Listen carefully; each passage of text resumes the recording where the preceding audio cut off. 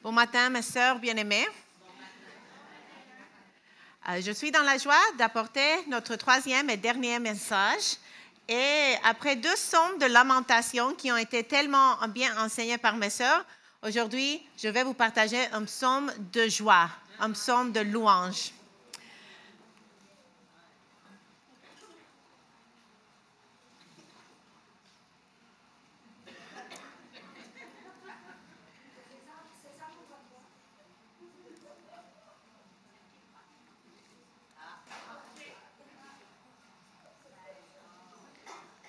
OK.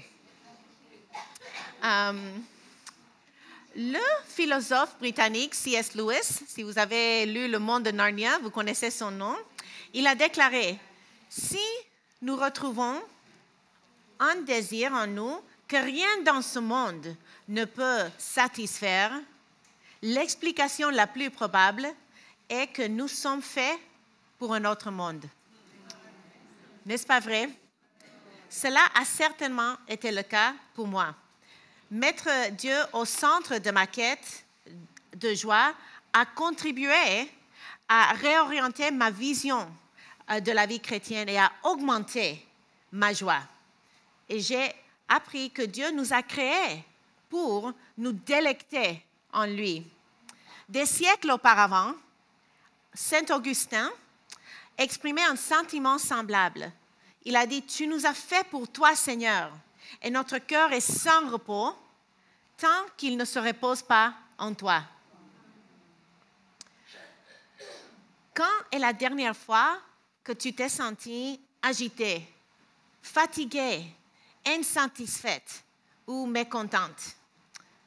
Est-ce que tu as déjà souhaité que la vie soit plus simple, plus facile, moins marquée par le péché et par le chagrin?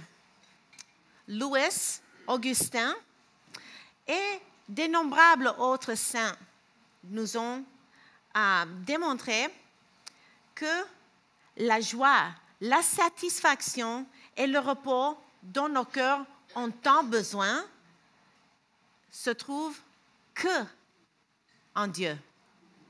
Ils ont également lutté contre des profondes souffrances, comme nous. Ils ont eu des pertes, des douleurs, des chagrins, et ils se sont levés au-dessous du brouillard de leurs circonstances pour déclarer avec le psalmiste, « À ta droite se trouvent des délices éternelles. » Ce matin, nous allons plonger dans un psaume qui répond à une question fondamentale, existentielle. Où se trouve la plus grande joie humaine? Pourquoi est-ce que nous avons été créés? Que suggère la Bible concernant cette quête de repos, de bonheur, de paix, de satisfaction, d'épanouissement, de plaisir, de délectation? Ou à l'envers, que prévoit l'Écriture pour nous aider à vivre à l'abri de la peur, de l'anxiété, de l'isolement, de la privation, du désespoir? Tout cela résume la quête du cœur humain ainsi que le cœur de Dieu pour nous en tant que ses enfants. À une époque où il est facile de centrer notre foi sur nous-mêmes, en nous retirant du centre de l'équation, aujourd'hui, nous allons voir que Dieu ne nous prive pas de joie en nous rappelant qu'il est le centre, mais plutôt, il va nous montrer comment cela augmente notre joie et notre bonheur en lui. Les précieuses vérités de ce psaume ont insufflé la vie à ma relation avec le Seigneur, et ma prière, c'est qu'elle insuffle dans vos vies aussi une passion renouvelée pour notre Seigneur Jésus-Christ. Voyageons ensemble dans le Moyen-Orient ancien pour rencontrer le poète d'Israël par excellence, David. Et je vous invite à lire le psaume 16 avec moi. Hymne de David. Garde-moi, ô Dieu, car je cherche en toi mon refuge. Je dis à l'Éternel, tu es mon Seigneur. Tu es mon souverain bien. Les saints qui sont dans le pays, les pieux, sont l'objet de toute mon affection. On multiplie les idoles. On court après les dieux étrangers. Je ne répands pas leur libation de sang. Je ne mets pas leur nom sur mes lèvres. L'Éternel est mon partage et mon calice. C'est toi qui m'assures mon lot. Un héritage délicieux m'est échu. Une belle possession m'est accordée. Je bénis l'Éternel, mon conseiller. La nuit même, mon cœur m'exhorte. J'ai constamment l'Éternel sous mes yeux. Quand il est à ma droite, je ne chancelle pas. Aussi, mon cœur est dans la joie, mon esprit dans l'allégresse et mon corps repose en sécurité. Car tu ne livreras pas mon âme au séjour des morts. Tu ne permettras pas que ton bien-aimé voie la corruption. Tu me feras connaître le sentier de la vie. Il y a d'abondantes joies devant ta face, des délices éternelles à ta droite. Prions.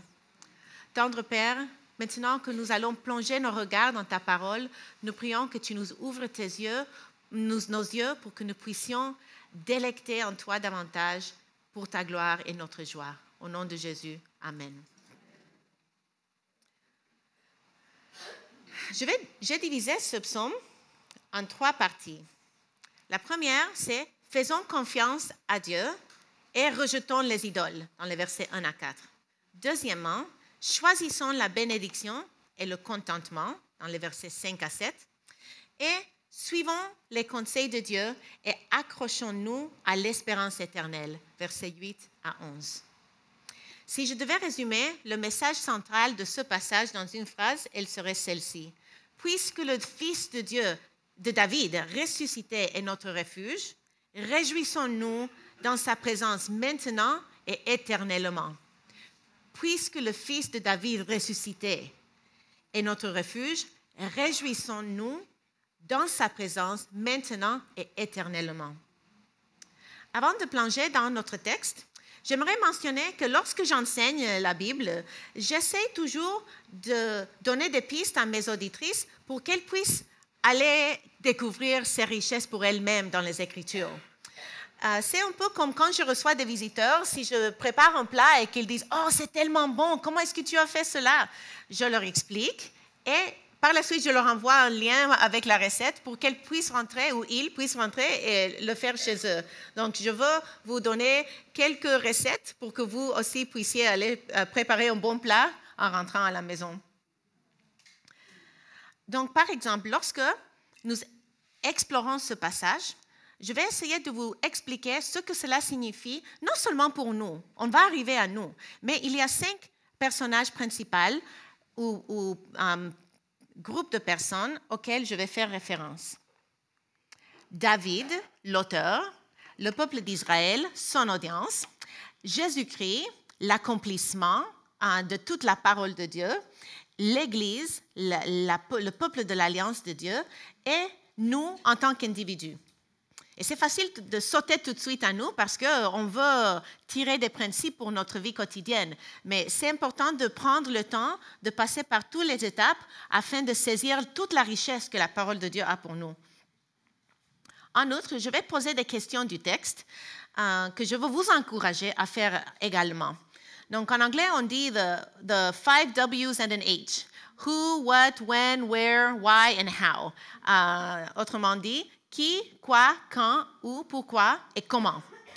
Donc, quand vous explorez un texte, c'est important d'être curieuse, de vous poser ce genre de questions pour rentrer dans la vie de l'auteur et des auditeurs pour saisir tous les pépites, tous les trésors qui sont dedans. Par exemple, je peux me demander la question, pourquoi David a-t-il écrit ce psaume?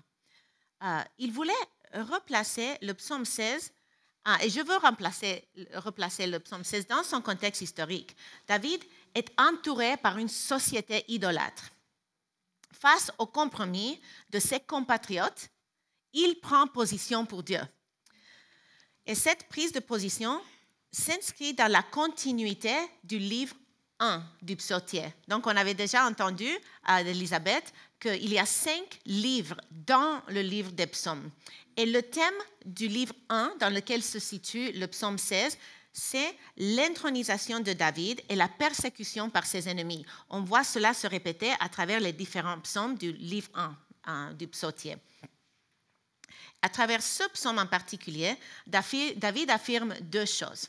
Premièrement, la loyauté aux saints, les frères et sœurs fidèles à l'Éternel.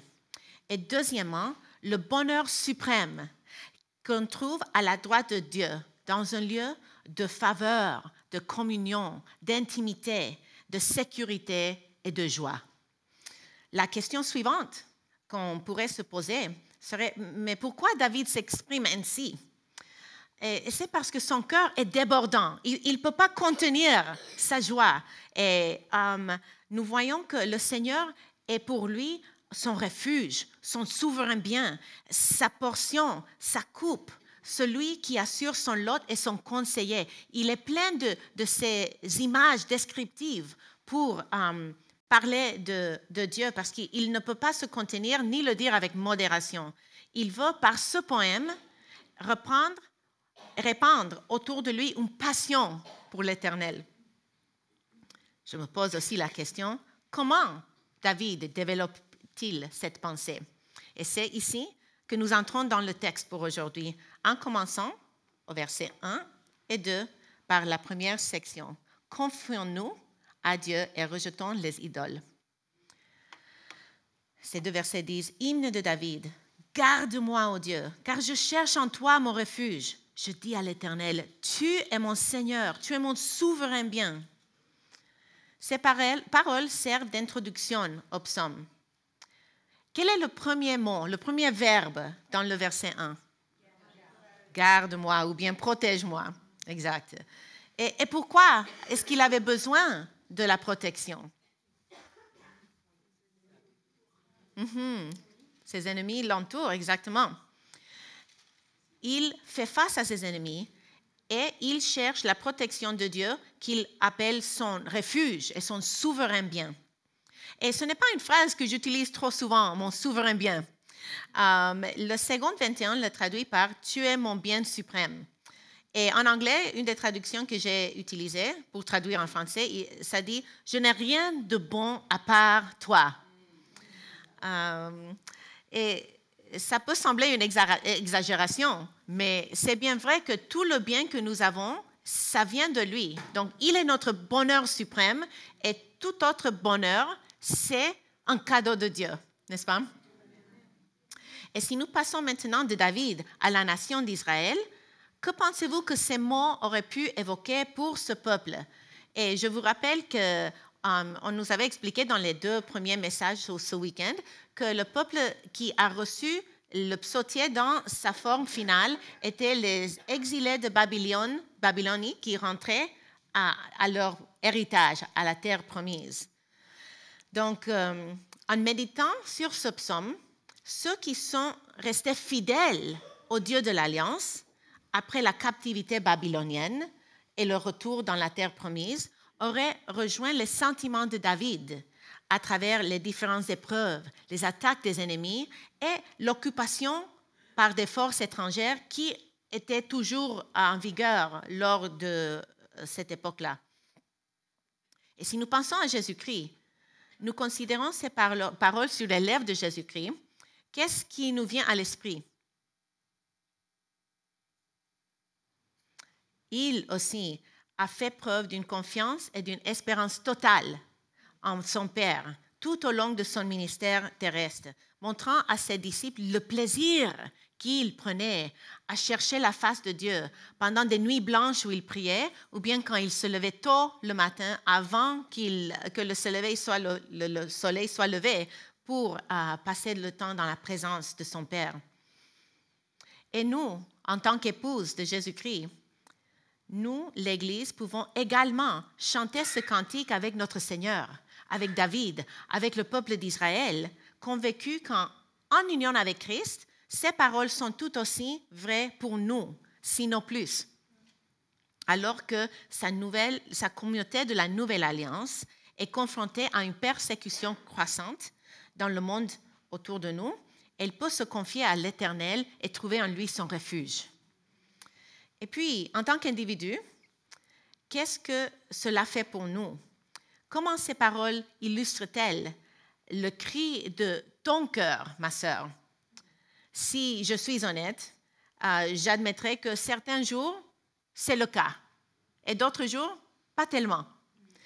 Certains jours, Christ est mon seul refuge dans les tempêtes de la vie.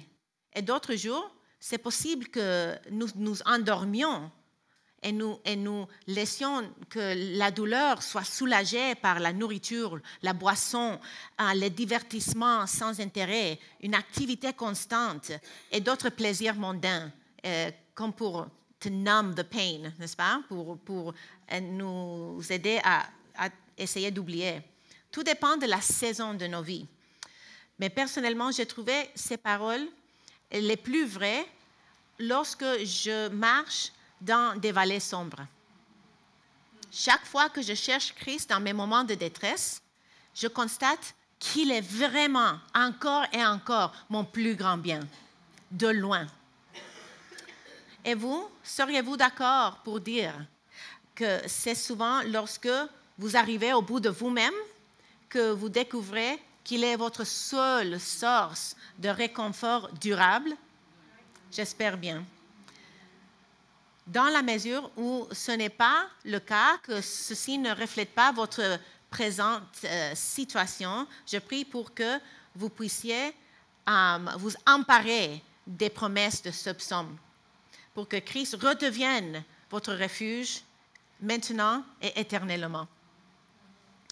David développe sa description du bonheur éternel avec le contraste suivant au versets 3 et 4. Oups.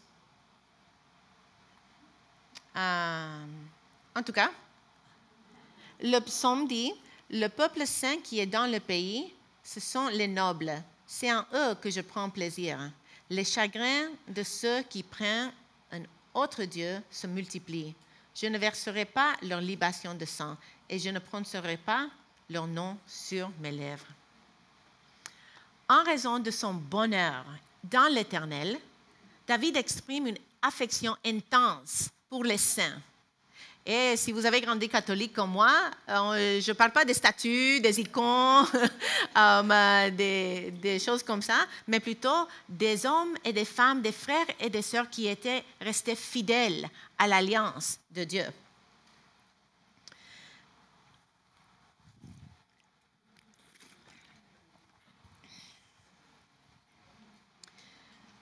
Et pourquoi avait-il une telle affection pour les saints?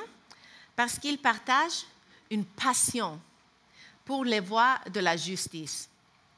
En fait, David est tellement passionné par l'Éternel, le Saint d'Israël, qu'une partie essentielle de son bonheur consiste à s'entourer de ceux qui ont ce même amour pour leur Dieu. Et il est captivé par une telle vision et il veut que ça soit réciproque, qu'ils s'encouragent mutuellement, comme nous, ce fin de semaine. C'est pourquoi David oppose son amour pour ses frères et sœurs fidèles à l'Alliance avec son mépris pour les idolâtres. Et il ne s'agit pas de n'importe quel genre d'idolâtres, mais plus précisément d'Israélites syncrétistes. Et ce mot du dictionnaire un peu compliqué simplement veut dire qu'ils étaient des Juifs qui avaient mélangé leur tradition religieuse du Torah, de la Bible, avec l'adoration des faux dieux des nations qui les entouraient. Ils couraient après ces dieux-là en se disant des fidèles à Yahweh. Et David ne veut rien savoir d'eux. Il ne veut même pas prononcer leur nom. Et si nous pensons, qu'est-ce que cela voulait dire pour Israël? Je reviens à la raison pour laquelle ils étaient exilés. Est-ce que vous vous souvenez pourquoi Israël a été envoyé en Babylonie?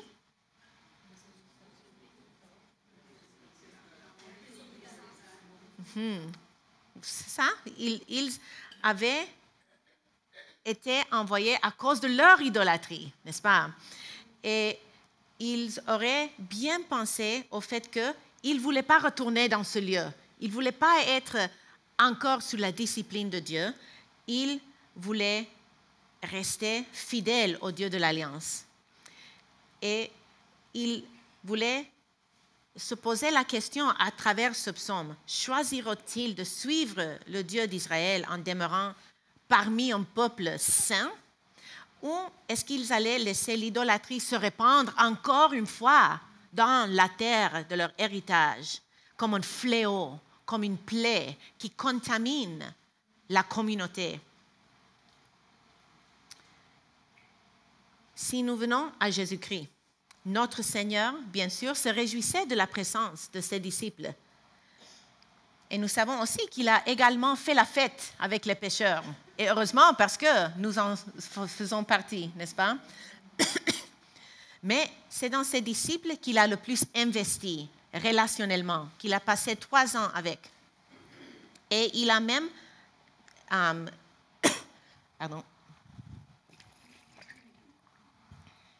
Il s'est même appuyé sur eux dans ses propres moments de tentation les plus intenses.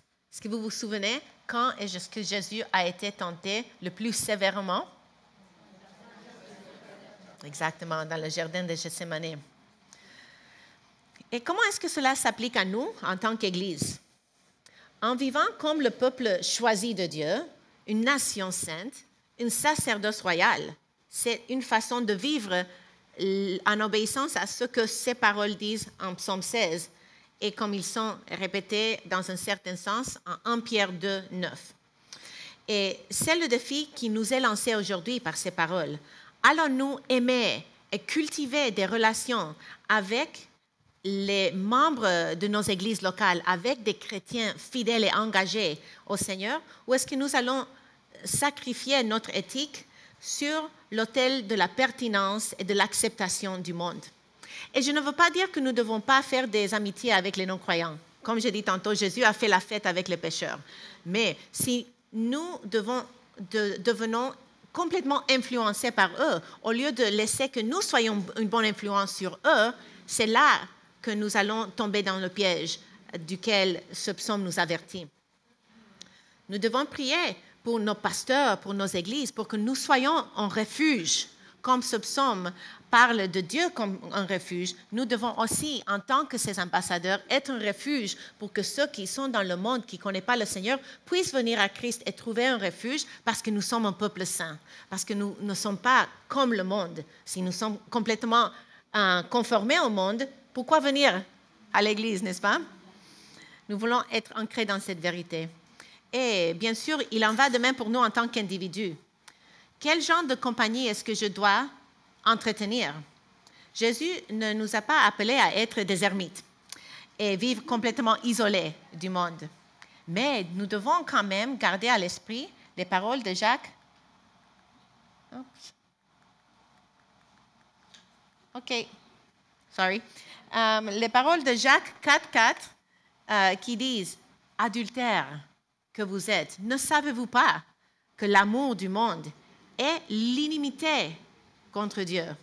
Celui donc qui veut être ami du monde se rend ennemi de Dieu. » Comment éviter l'amitié du monde?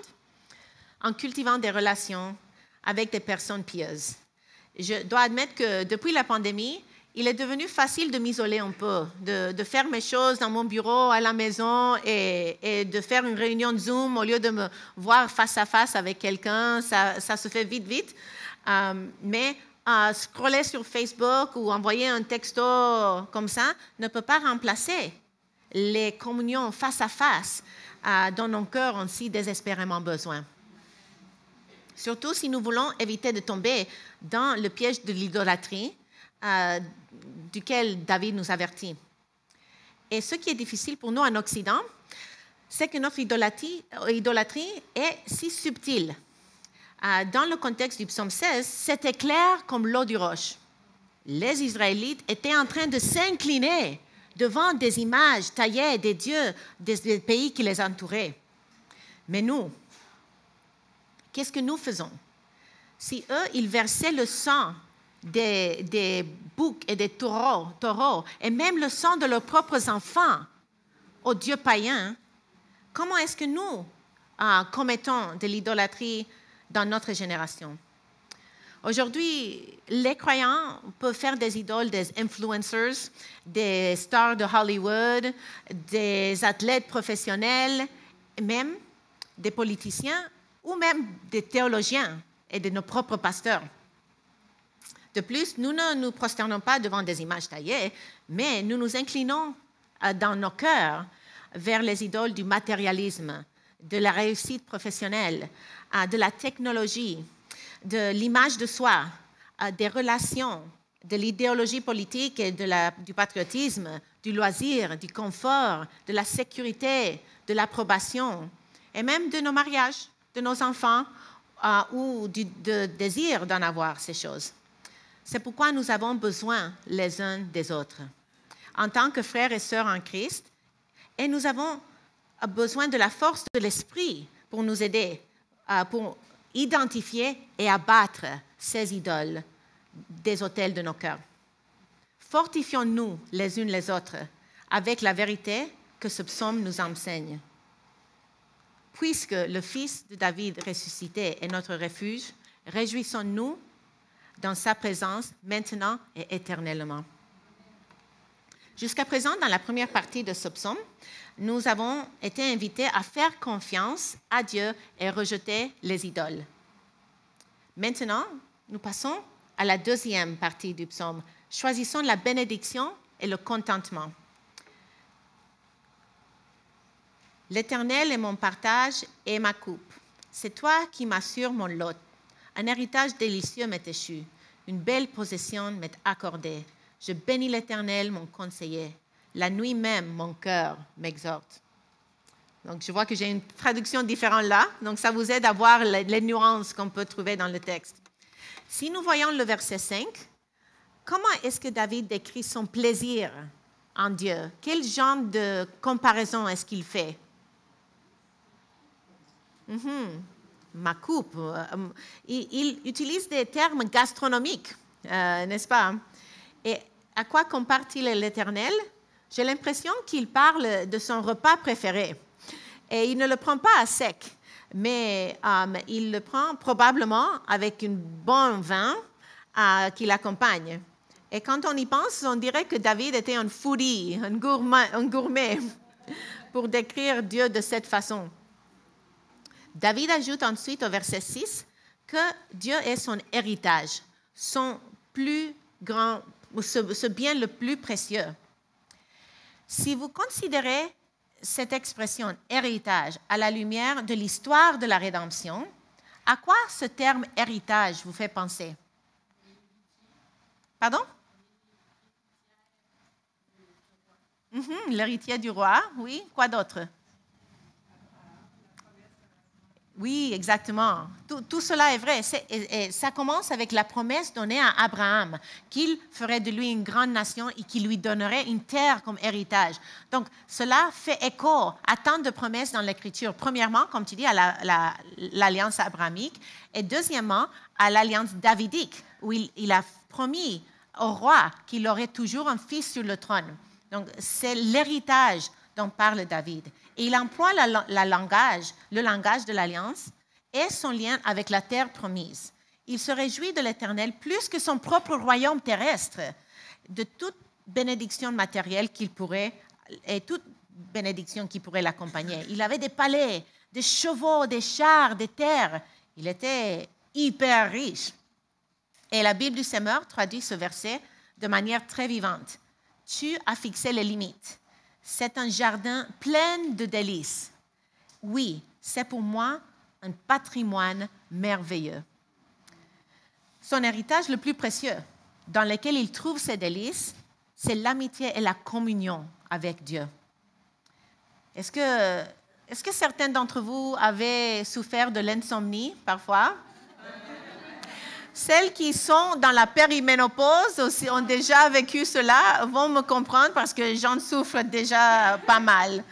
Et j'ai l'impression que David aussi passait des nuits blanches. Parce qu'il dit dans le verset 7 quelque chose d'intéressant.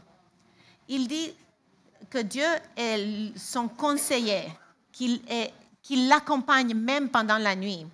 Il compte sur Dieu pour lui donner la sagesse dont il a besoin pour régner sur ce peuple que Dieu lui a confié.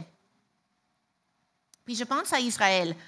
Dès sa naissance, Dieu lui a promis à cette nation, commençant par leur ancêtre Abraham, une terre où coulerait le lait et le miel, deux aliments symbolisant l'abondance et la générosité de l'Éternel. Ces paroles du psaume 16 auraient réaffirmé à la nation que si le lait et le miel, comme un grand repas et un bon coupe de vin, sont un don précieux de l'Éternel qui garde l'alliance. Sa présence même au milieu de eux est le plus grand cadeau de tous. Et ils avaient appris la leçon pendant l'exil parce qu'ils étaient loin de leur héritage. Mais Dieu était avec eux. Et ils avaient appris que si Dieu était avec eux, peu importe où dans le monde ils se trouvent, ils avaient leur plus précieux de tous les héritages.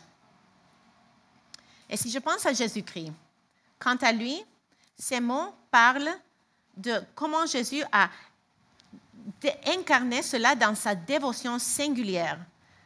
Et il l'a exprimé dans le verset qui dit « Ma nourriture est de faire la volonté de Dieu et qui m'a envoyé et d'accomplir son œuvre » en Jean 4, verset 34.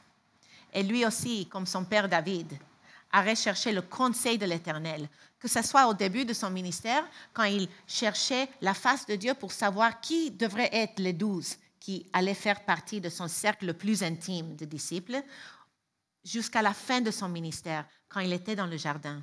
Et il cherchait la face de son Père pour supporter l'angoisse qu'il attendait dans sa passion et sa mort. Puis pensons à l'Église. En ce qui nous concerne en tant que peuple de l'Alliance, quelle plus grande image de la joie et de l'affection que celle d'avoir Christ comme notre époux et notre héritage éternel.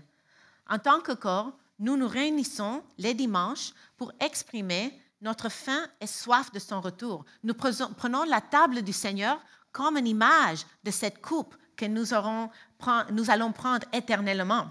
Et nous recherchons son conseil dans la prière et dans la parole.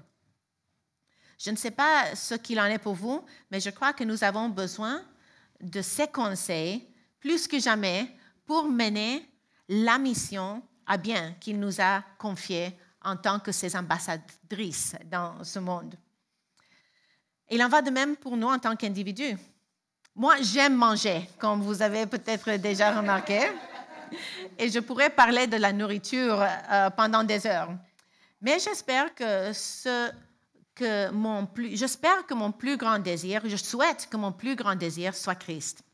Et lorsque je constate qu'il ne l'est pas, peut-être que je devrais jeûner davantage pour me priver de ce petit idole dans mon cœur et pour faire de lui mes délices quand je vois que mon cœur n'est pas là où je voudrais qu'il soit. Parce que je veux que ma faim pour lui excède toutes les autres faims dans ma vie. Puisque le Fils de David ressuscité est notre refuge, réjouissons-nous dans sa présence, maintenant et éternellement. Pour résumer, au verset 1 à 4, David a invité ses auditeurs, auditrices, à faire confiance à Dieu et à rejeter les idoles. Ensuite, dans les versets 5 et 6, il nous a exhortés à choisir la bénédiction et le contentement. Et maintenant, dans notre troisième section, il nous invite ainsi. Suivons les conseils de Dieu et gardons l'espoir éternel. Versets 8 à 11. J'ai constamment l'Éternel sous mes yeux. Quand il est à ma droite, je ne chancelle pas. Aussi mon cœur est dans la joie, mon esprit dans l'allégresse et mon corps repose en sécurité. Car tu ne livreras pas mon âme au séjour des morts. Tu ne permettras pas que ton bien-aimé voie la corruption. Tu me feras connaître le sentier de la vie. Il y a d'abondantes joies devant ta face, des délices éternelles à ta droite. Est-ce que quelqu'un sait où une partie de cette dernière section est citée dans le Nouveau Testament? Est-ce que ça vous dit quelque chose? Est-ce que vous avez déjà peut-être entendu? C'est en fait de la bouche de Pierre le jour de la Pentecôte, quand il a prêché l'Évangile à la foule qui s'était réunie quand ils avaient vu le Saint-Esprit descendre sur les 120 disciples, hommes et femmes, qui étaient réunis dans la chambre haute. Merci. Et puisque cette section est citée dans le Nouveau Testament, la tentation serait de sauter tout de suite à parler de Jésus-Christ. Et c'est ma passion de nous aider à trouver Christ dans toute l'Écriture. Mais je ne veux pas tricher. Nous allons passer par le même processus que nous avons fait jusqu'à présent dans ce passage pour que nous comprenions toutes les perles que le Seigneur nous a données dans ce psaume. Commençons par David, nous voyons qu'au verset 8b, il parle de l'assurance qu'il tire du fait que Dieu est à sa droite. Dans la Bible du Semeur, la note explique que la main droite de quelqu'un est l'endroit où se tient le défenseur d'un accusé. N'est-ce pas une belle image? Nous avons un ennemi qui nous accuse devant le Père, mais Jésus est à notre droite. Il est notre défenseur. Gloire à Dieu. Et le roi choisi par Dieu, lui aussi, il savait qu'il avait un avocat devant tous ceux qui remettaient en question son trône. Et c'est pourquoi il ajoute au verset 9 qu'il est rempli de joie et de sécurité.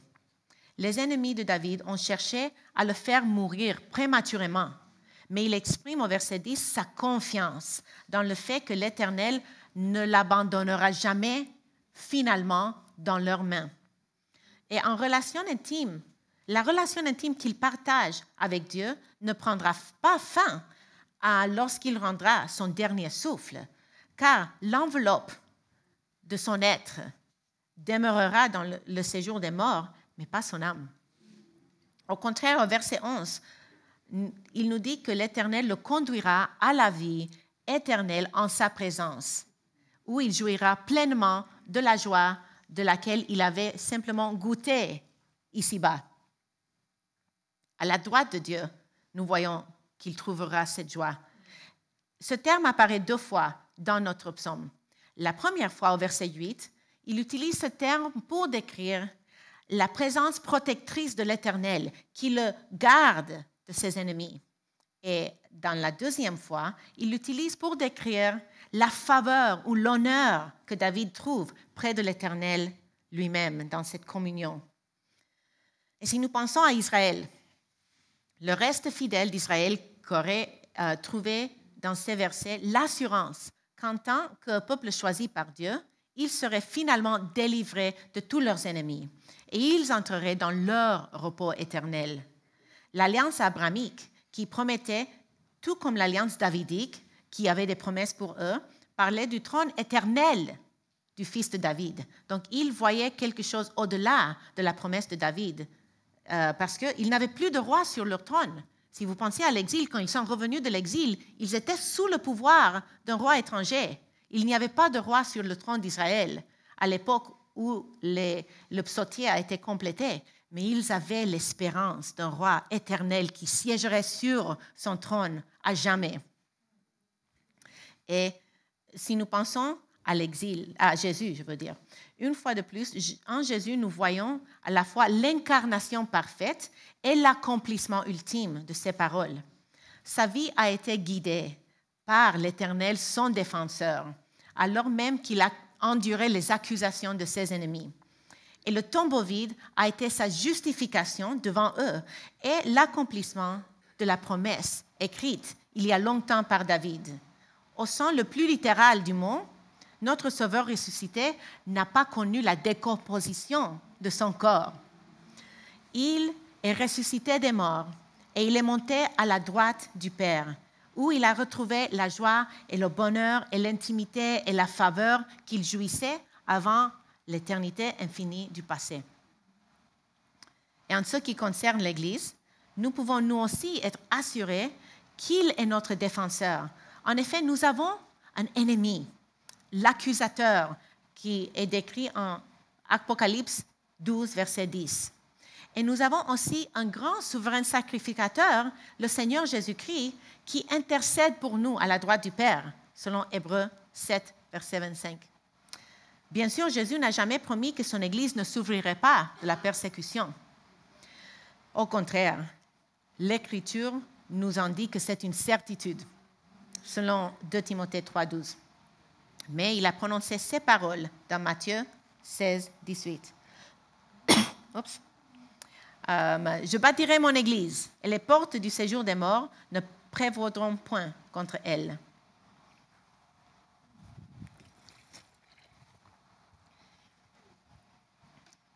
Enfin, en plus de toutes ces promesses que j'ai mentionnées précédemment et qui s'appliquent à l'Église, ces versets ont beaucoup pour nous en tant qu'individus. Ils attirent notre attention sur notre Sauveur ressuscité, notre source ultime de plaisir, de joie, de bonheur, de sécurité et de paix. Face à des accusations de l'ennemi et devant la perspective de la mort elle-même, notre espoir repose sur celui qui plaide à notre faveur. Et si la vie dans ce monde déchu est parfois accablante, nous pouvons nous réjouir de l'éternité à la droite de Dieu. Quelle joie, quel jour ce sera. De plus, nous pouvons nous réjouir de la résurrection de la chair.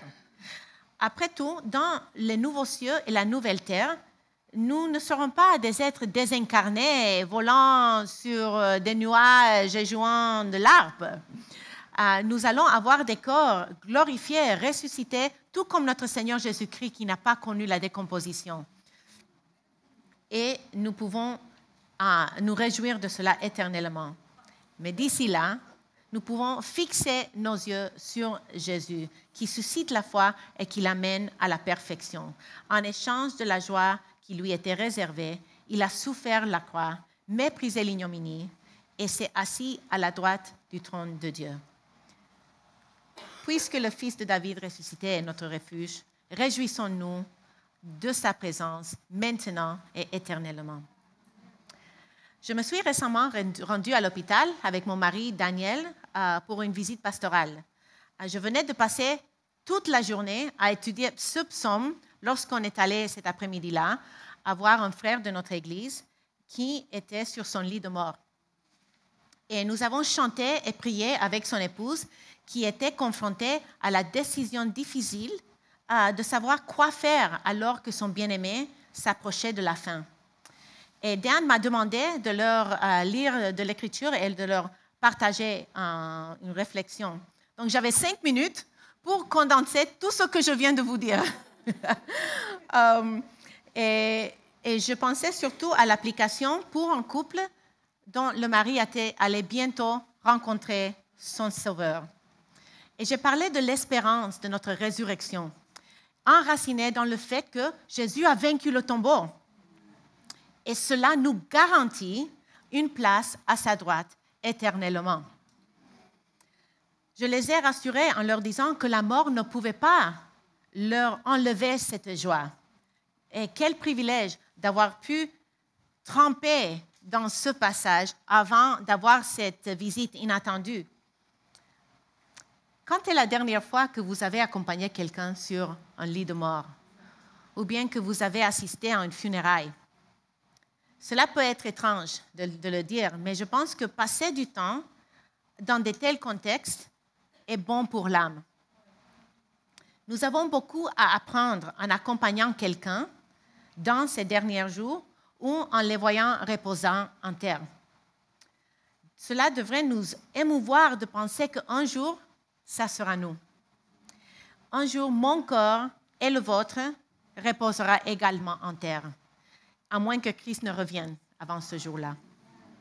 Et la raison pour laquelle nous devrions permettre à nos esprits d'envisager ce jour, c'est que nous allons être incités de vivre avec la fin en vue. Et comment est-ce que cela va affecter la façon dont nous vivons la vie chrétienne aujourd'hui? Comment cela va avoir un impact sur les décisions que nous prenons? Le fait de penser à la tombe devait également nous inciter à nous rappeler que le temps que nous passons ici est court. L'éternité est longue et la mort nous touchera tous et seul Dieu peut nous préserver de la mort. David avait cette certitude de l'âme et il nous a écrit une magnifique poème, chanson, pour nous partager cette espérance. Et comment nous préservera-t-il? Comment nous délivrera-t-il de la mort, corps et âme, par la foi en Jésus, qui est mort, ressuscité et qui est à la droite du Père et qui t'invite à la communion avec lui, qui a vaincu le tombeau. Si vous vous êtes joints à nous ce week-end et que vous n'avez pas encore mis votre confiance dans le Fils de David ressuscité d'entre les morts, je vous invite à donner votre vie aujourd'hui à ce Sauveur merveilleux. Si vous avez des questions, vous pouvez venir me parler, ainsi qu'à nos autres conférencières ou à l'ami qui vous a invité à venir aujourd'hui avec nous. Ne quittez pas ce lieu sans avoir réglé la question de l'éternité. Puisque le Fils de David ressuscité est notre refuge, réjouissons-nous de sa présence maintenant et éternellement. Prions. Merci, tendre Père, pour le privilège d'avoir médité ta parole et d'avoir trouvé un merveilleux repas dans ta présence. Je te prie que nous puissions jouir de cela maintenant et alors que nous allons rentrer et que tous ici connaissent la bénédiction de ce cadeau éternel. Au nom de Jésus. Amen. Avant de vous quitter, je voulais seulement vous mentionner que si vous voulez suivre mon ministère, je ne veux pas faire de l'autopromotion, mais je suis sur Facebook, je suis sur YouTube, j'ai une chaîne YouTube avec des études bibliques que vous pouvez faire sur Marc, sur Actes, que j'ai fait avec Debbie, d'autres avec Elisabeth aussi, sur Philippiens, et cela peut se faire en groupe. Dans la description de chaque vidéo, de la plupart, il y a des liens pour des questions de discussion. Donc, ça, c'est des outils qu'on voudrait partager avec vous. Je suis aussi blogueur à Tout pour sa gloire, un blog européen. Si vous connaissez Dominique Angers, il est un des blogueurs, ainsi que d'autres. Et j'ai aussi un podcast que j'anime avec une Française qui s'appelle Aurélie Bricot. Et c'est hebdomadaire, ça s'appelle Chrétienne. Donc, tout cela, c'est dans les liens là. Et je vous remercie.